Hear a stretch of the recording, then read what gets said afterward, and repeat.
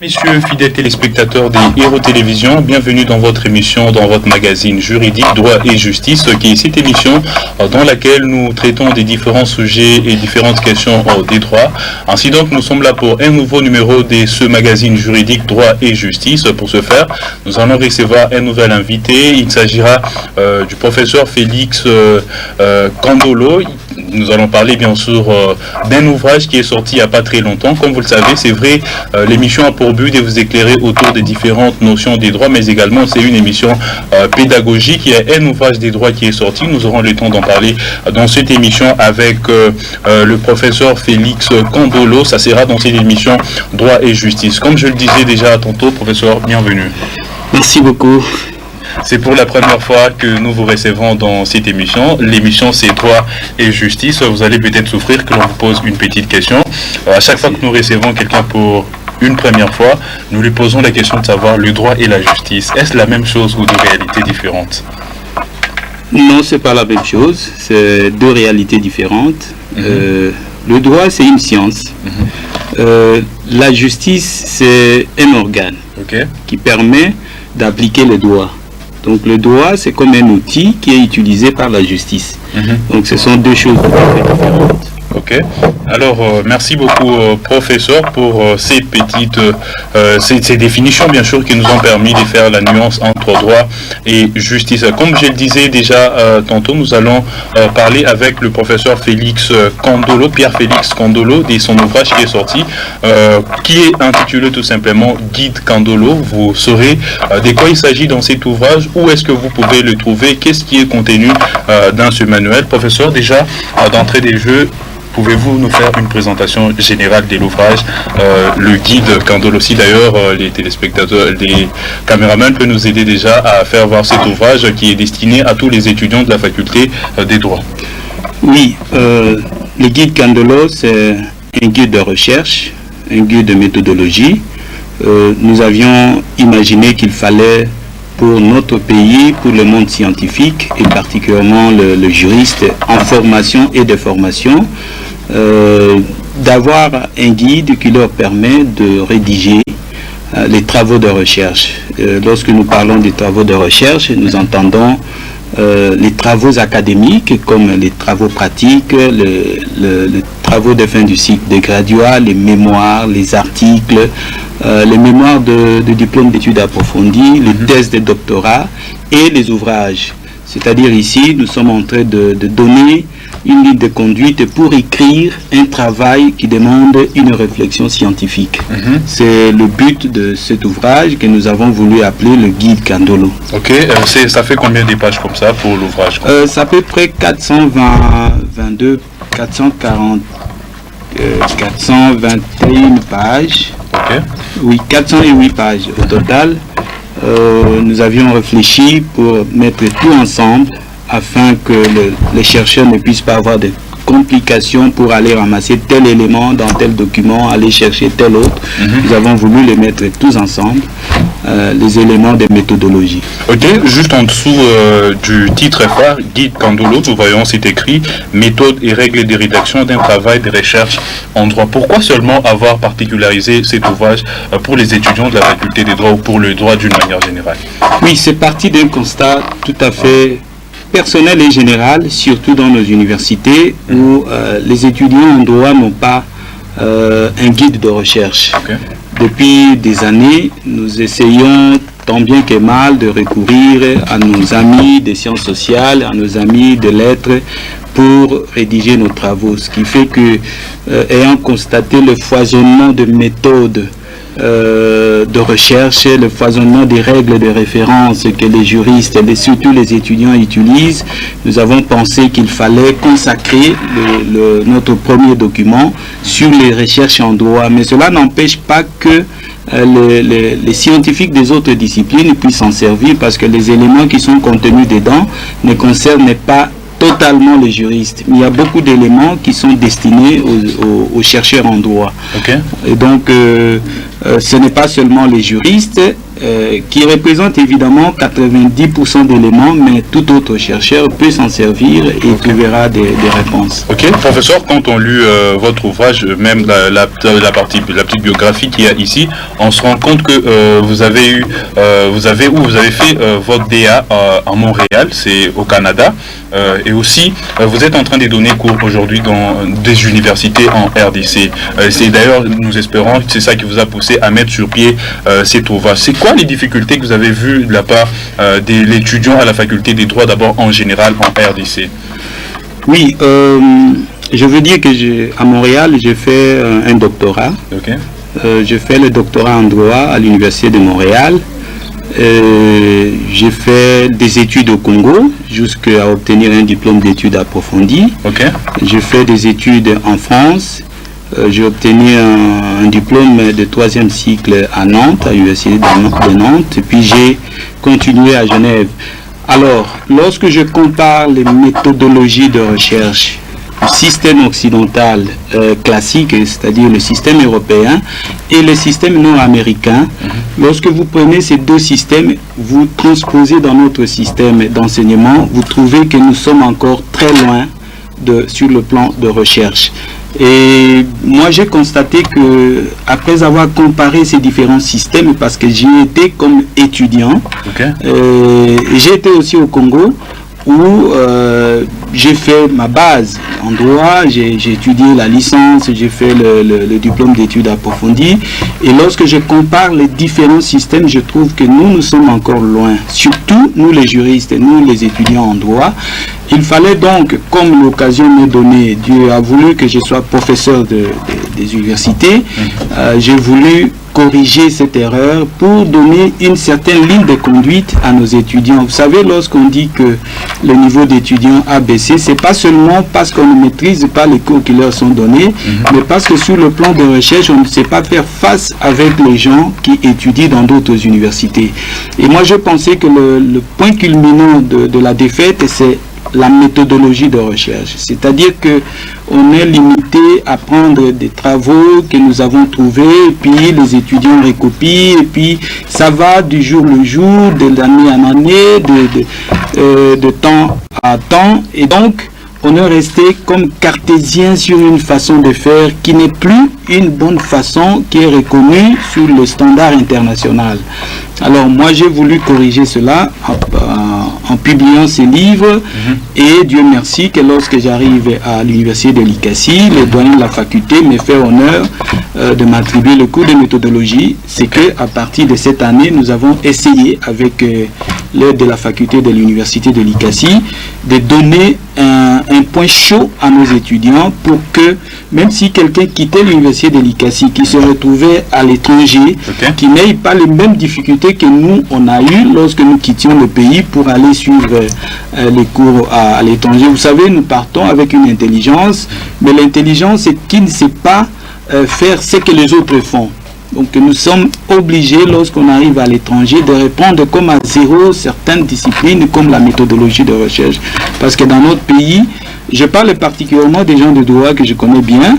Je sais que ceux des sciences sociales sont trop évolués sur le plan de la recherche, mais en droit, nous sommes comme des cartésiens, nous prenons ce que nous avons trouvé, puis on ne sait pas réfléchir pour changer ce qu'on a trouvé. Voilà un peu le souci qui m'a animé à pouvoir, comparativement aux autres universités, j'ai trouvé que nous sommes un peu en retard et qu'il fallait couvrir ce retard par la lecture de ce guide. Ok, professeur Pierre-Félix Kandolo, nous rappelons aux téléspectateurs que vous êtes également avocat à la Cour pénale internationale. Avoir cet ouvrage, c'est un travail scientifique, plus de 400 pages, c'est que ça a pris du tout. Combien de temps vous a pris la rédaction de cet ouvrage? Disons que depuis que je suis allé découvrir, vous savez, nous avons opté un système purement européen, mais que nous avons toujours mal appliqué. Alors, lorsque je vais en Europe, l'Europe n'attire pas beaucoup d'attention sur la question, mais surtout lorsque je me retrouve en Amérique du Nord, précisément au Canada et aux États-Unis d'Amérique, je constate que on y met beaucoup d'importance. On met beaucoup d'importance sur les questions de méthodologie, et donc à peine que j'ai découvert cela, de la première année, j'ai commencé à réunir des éléments et je vous informe que j'ai fait plus ou moins 4 ans et demi de recherche en thèse. Donc pendant les 4 ans et demi, je me suis mis à réunir des éléments petit à petit jusqu'à ce que lorsque j'ai fini avec ma thèse, je me suis concentré pendant une année de rédaction de ces guides. En fait, lorsque vous le lirez, vous trouverez qu'il y a beaucoup d'éléments qui viennent de toutes parts, des États-Unis, du Canada, de la Belgique, de la France, etc. et du Congo. J'ai réuni pour essayer de mettre en ligne et à la disposition du public et étudiants et des chercheurs un document plus ou moins complet. Et je vous assure qu'il demeure être jusque-là l'unique document, surtout dans notre pays, qui réunit les éléments que j'ai mis ensemble. Ok. Professeur, c'est un ouvrage, c'est vrai, il peut y avoir plusieurs éléments, plusieurs choses peuvent être découvertes par des étudiants, tout cela, les curieux bien sûr, les amoureux de la science qui voudront bien lire cet ouvrage. Mais dites-nous, quels sont les axes majeurs de cet ouvrage? Voilà, merci beaucoup. La première des choses, c'est que dans cet ouvrage, nous sommes en train d'aider les étudiants à rédiger les travaux académiques. Lorsque je parle des travaux académiques, je vois qu'on parle d'un travail pratique jusqu'à la thèse de doctorat. Et là-dedans, dans la première partie, j'ai démontré comment un étudiant peut concevoir, par exemple, une dédicace. Vous voyez, dans tous les travaux, il y a des dédicaces. Comment un étudiant peut faire un avant-propos? Comment un étudiant peut faire la page qu'on appelle une memoriam, dédiée aux défunts? Quelle est la différence entre une dédicace et cette page? Donc, dans la première partie, j'appelle ça les pages liminaires. Donc, j'essaye de montrer à l'étudiant une couverture comme celle-ci. Comment on peut la rédiger? On ne la rédige pas de n'importe quelle manière. Une page de garde comme celle qui est ici. Comment on peut rédiger cette page de garde? Donc, dans la première partie, j'essaie d'expliquer. La deuxième partie, je donne les parties d'une introduction. Lorsqu'on fait l'introduction d'un travail scientifique, quels sont les éléments qui doivent se trouver? Et à la troisième, j'explique les corps d'un travail. C'est-à-dire, vous enlevez la partie liminaire, vous êtes dans l'introduction, et puis l'introduction, vous entrez dans le corps proprement dit du travail. Chapitre 1er, chapitre 2, section 1, paragraphe 1. Tout ça, j'essaie d'expliquer aux chercheurs comment il faut les arranger. J'explique que si vous prenez telle méthodologie, quel est le plan que vous utilisez. Par exemple, vous avez un plan cartésien qui est différent d'un plan analytique, qui est différent d'un plan historique. J'essaie d'expliquer aux étudiants. Puis, j'arrive à l'épineuse question des notes de bas de page. Ce que j'appelle ici les règles de référence. Comment on fait des règles de référence? Vous voyez, par exemple, quand vous prenez un livre, vous trouvez en bas, chaque auteur met ceci. Mais comment il faut les présenter? Ce n'est pas parce que vous avez vu quelqu'un mettre que vous allez directement copier cela. Donc il faudrait qu'il y ait quelque chose qui vous aide à savoir, ici on commence par le prénom, là-bas on commence par les noms. Est-ce que le nom est en majuscule? Est-ce que le prénom? Ce sont des petits détails comme ça que j'ai développés.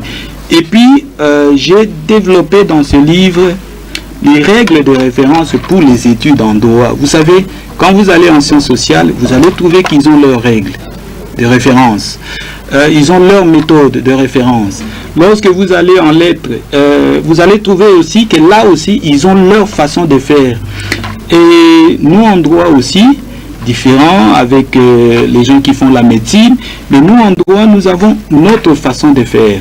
J'ai essayé de vérifier la façon de faire des Congo, de l'Europe, de l'Amérique, et puis j'ai sorti une bonne façon, que j'estime bonne façon pour ne pas nous éloigner de nos habitudes de rédaction des travaux de recherche. Et donc là aussi, j'ai démontré comment, parce que par exemple, quand vous écrivez en médecine, c'est rare que quelqu'un de médecine fasse référence à une jurisprudence. Mais lorsque vous écrivez en droit, vous devez vous référer à une jurisprudence. Mais comment montrer au lecteur la référence d'une jurisprudence? Lorsque vous êtes en droit, vous allez vous référer à un code, contrairement à la médecine ou à l'histoire. Lorsque vous êtes en droit, vous allez vous référer à une doctrine. Et donc, tout ça, moi j'ai démontré page par page pour différencier. Voici comment on fait la jurisprudence, voici comment on fait la doctrine, voici comment on fait la loi. Et la dernière partie de ce livre j'ai présenté les différentes méthodes qui existent en droit. Parce que depuis toujours, moi aussi, je vous ai dit que j'ai une base du Congo, j'ai été dans ces erreurs-là. C'est qu'on ne nous a pas appris quelles sont les méthodes qu'un juriste en formation peut se servir pour rédiger un travail de recherche. Même un juriste qui a déjà terminé l'université, quelles sont les méthodes qui sont propres aux juristes? Vous allez en sciences politiques, vous allez trouver les méthodes des sciences politiques. Vous allez en lettres, vous allez trouver. Vous allez en psychologie, on va vous parler des méthodes de recherche en psychologie, notamment induction, expérimentation, des choses comme ça. Alors en droit aussi, il y a des méthodes propres aux études en droit. J'ai également développé, la dernière partie porte spécialement sur les différentes méthodes. J'ai presque aligné 9 méthodes que les juristes peuvent se servir pour rédiger un travail de recherche. Voilà un peu comment est conçu l'ouvrage. En dehors de ça, j'ai mis dans le livre la notion d'interdisciplinarité. Vous savez que actuellement, on ne peut pas dire, moi je suis juriste et je me limite seulement à des méthodes typiquement juridiques. Vous pouvez aller embrasser des méthodes psychologiques ou pédagogiques. Vous pouvez aller embrasser des méthodes sociologiques pour rédiger votre travail. Et ça, j'ai appelé l'interdisciplinarité. J'ai également démontré aux lecteurs comment il faut associer les méthodes de droit avec les méthodes qui émanent des autres disciplines. Voilà comment est conçu le livre. Ok, fidèles téléspectateurs des Héros Télévision, si vous venez de nous prendre diffusion en cours, vous êtes en train de suivre votre magazine juridique Droit et Justice. Dans cette émission, comme d'habitude, nous recevons des juristes, nous faisons le point autour d'une question des droits, autour d'une question qui fait actualité dans le domaine juridique. Pour ce énième numéro de l'émission Droit et Justice, comme nous avons également une vocation pédagogique, nous recevons le professeur Pierre-Félix Kandolo. Il est professeur des universités, il est également juriste, il est avocat à la Cour pénale internationale. Avec lui, nous sommes en train de parler de ce guide intitulé Guide Kandolo. C'est un ouvrage des droits qui est sorti il n'y a pas très longtemps, destiné à tous les étudiants, d'abord particulièrement de la faculté des droits, qui sont en train, vous êtes en G3, vous êtes en licence, vous êtes en train d'écrire votre travail des fins des cycles, vous êtes en train de rédiger votre mémoire. C'est un guide qui peut beaucoup vous aider pour la rédaction de votre travail. Ainsi donc, nous sommes en train de recevoir le professeur Pierre-Félix Kandolo. Alors, professeur, nous avons suivi les axes majeurs de ces livres. Le livre est subdivisé en combien de chapitres? Au total, vous avez 9 chapitres. Nous avons 2 titres, mais dans chaque titre, vous trouverez 3 chapitres. Et puis, j'ai annexé un 3e titre spécialement pour les questions de méthode. Là aussi, vous allez trouver 3 chapitres. C'est qu'au total, vous avez 9 chapitres avec 3 titres différents. Donc, chaque titre a 3 chapitres, 3 chapitres, 3 chapitres. C'est comme ça que le livre est réparti. Et chaque chapitre rend compte des éléments importants de rédaction d'un travail de recherche. Comme je l'ai dit, les éléments qui sont contenus dans ce livre, dans chaque chapitre, lorsque vous êtes en train de rédiger un travail, celui-ci peut vous servir comme, je ne sais pas comment vous appelez en termes journalistiques ici, mais comme un guide que vous mettez à côté chaque fois que vous avez une difficulté de rédaction, vous jetez un coup d'œil pour voir comment on fait à cet endroit. Donc c'est pourquoi ça s'appelle un guide. Okay. Donc vous le mettez à côté. Il vous guide lorsque vous êtes en train de rédiger un travail de recherche, de n'importe lequel. Vous pouvez être en train d'écrire un article, vous pouvez être en train de faire un rapport de stage.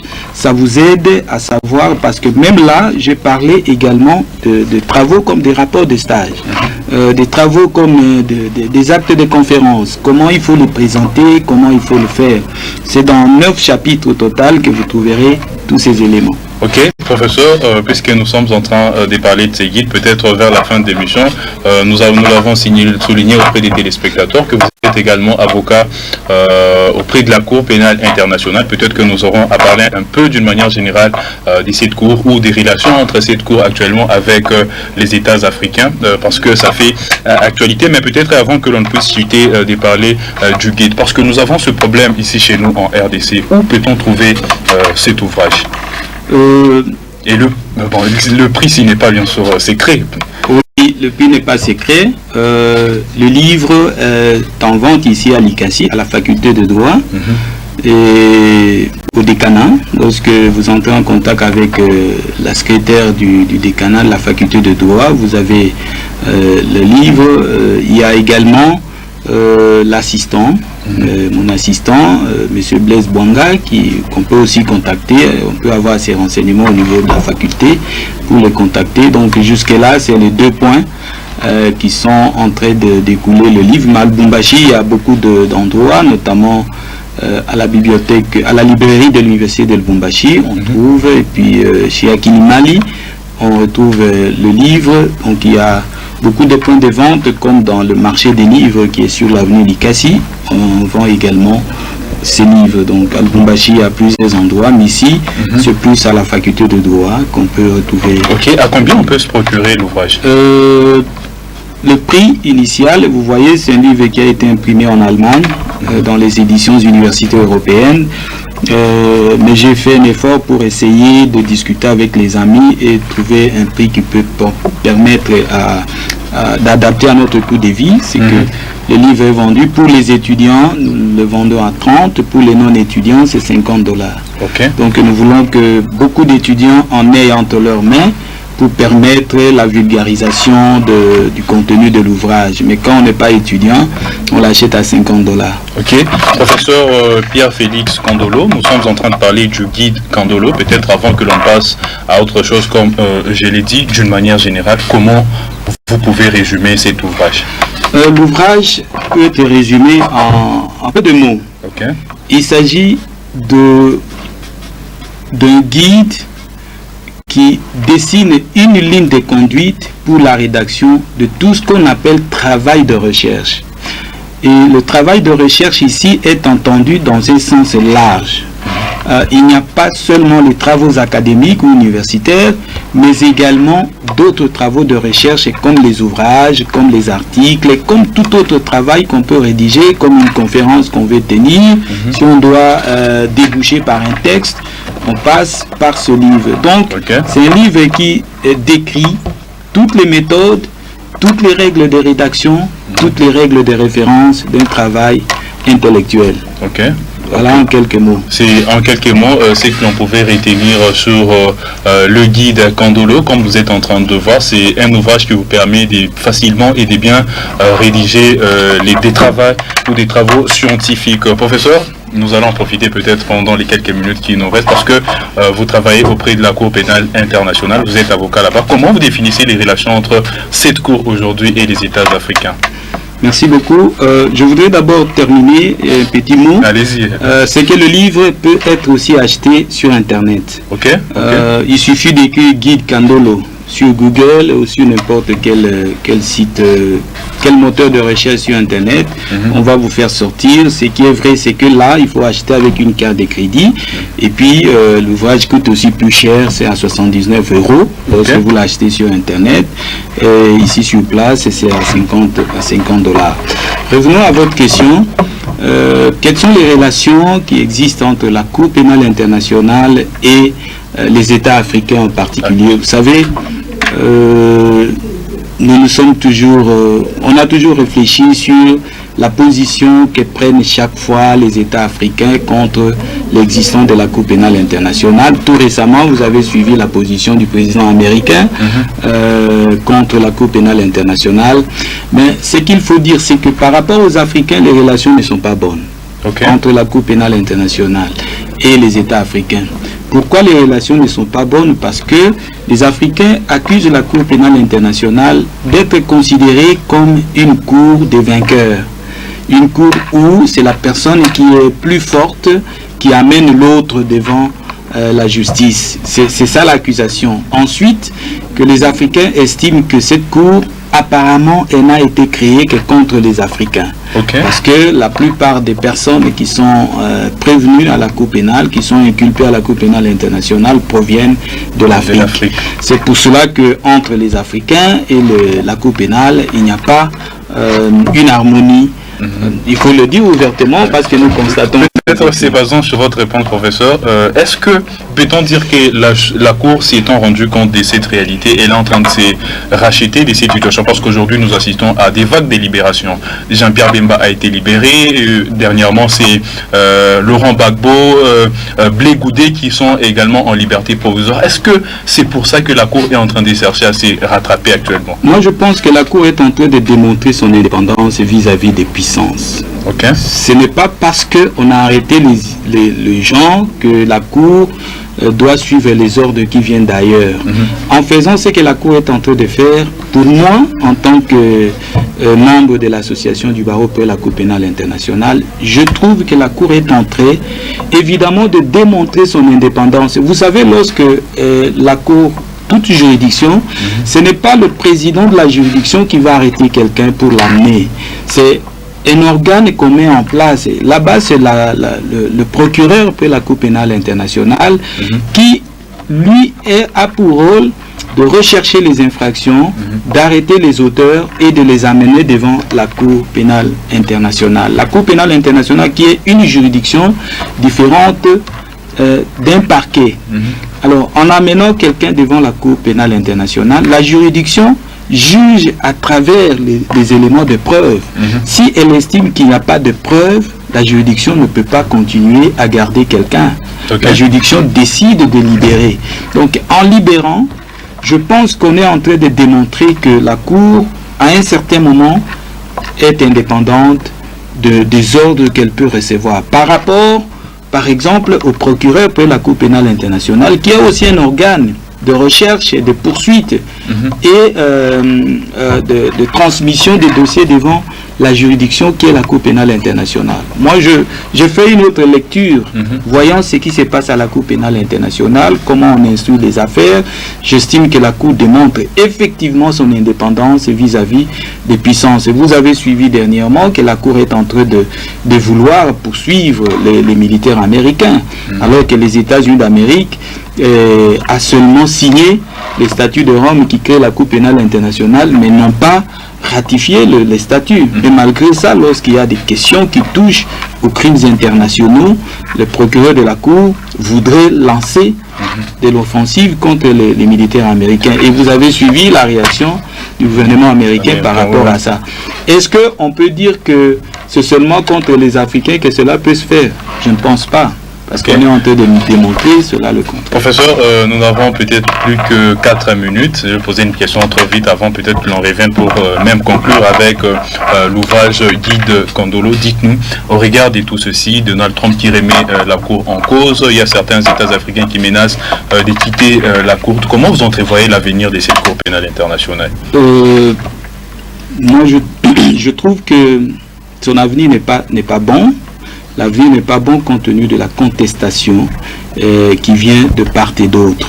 Et l'avenir n'est pas bon lorsqu'on s'avère, par exemple aujourd'hui les cas de Laurent Gbagbo, il s'avère qu'il y a eu beaucoup de politiques françaises là-dedans pour que Laurent Gbagbo soit incriminé et inculpé devant la Cour pénale internationale. Avec cela, la Cour pénale a perdu un peu de crédibilité vis-à-vis des États qui l'avaient créé. Mais lorsque nous entrons fondamentalement dans la Cour pénale internationale, mon frère, il faut dire que par rapport aux leaders européens, les leaders africains sont trop barbares. Et que la Cour pénale en faisant son enquête sur les pays africains, évidemment, c'est en Afrique où on trouve des gens de présidents qui assassinent la population, qui envoient des militaires pour tuer sur le peuple. Mais en Europe, vous ne trouverez pas ça, parce que si cela, on va chercher des responsabilités. Ensuite, notre justice n'est pas une justice efficace. Or, la Cour pénale, c'est une juridiction complémentaire. Elle ne siège sur un cas que lorsqu'on se rend compte que la juridiction nationale ne peut pas juger ce cas. Prenons par exemple le cas d'un ancien président ou le cas d'un président en fonction. Nos juridictions internes, à tous égards, ne peuvent pas interpeller un chef de l'État qui a des militaires, qui a des policiers. Ce qui fait que cette compétence-là de la Cour pénale, qui est une compétence complémentaire, ne s'exerce que lorsqu'on retrouve que dans votre pays, vos juridictions ne sont pas à mesure de juger des personnes. Alors la Cour pénale se ressaisit. Prenons le cas des États-Unis ou de la France. vous connaissez la façon de fonctionner de la justice française et de la justice américaine. Nul n'est au-dessus de la loi. Est-ce que la Cour pénale, en tant que juridiction complémentaire, peut se mêler à la justice française et qui est une justice honnête, une justice efficace par rapport à une justice congolaise ou une justice burundaise? Non. Vous voyez là où se trouve le problème. Merci beaucoup, professeur. Nous arrivons à la fin de cette émission. Peut-être avant que l'on puisse complètement chuter avec l'émission, il y a des téléspectateurs qui sont en train de vous suivre. Aujourd'hui, Likasi est une ville universitaire. Il y a beaucoup d'universitaires, il y a beaucoup des chercheurs. Un mot à tous les téléspectateurs concernant l'ouvrage Guide Kandolo. Oui, le seul conseil que je vais donner, c'est que c'est lui qui veut faire un travail approfondi, un travail qui va lui donner honneur dans l'avenir. À tout celui-là, je conseille de se munir de ces guides qui va lui permettre d'avoir un guide, d'avoir quelqu'un qui est devant. Vous voyez le symbole qui est là, c'est juste pour attester, ça c'est la masse de personnes sur la route, et il y a quelqu'un avec un symbole pour enseigner que moi je suis là, est-ce que vous pouvez me suivre?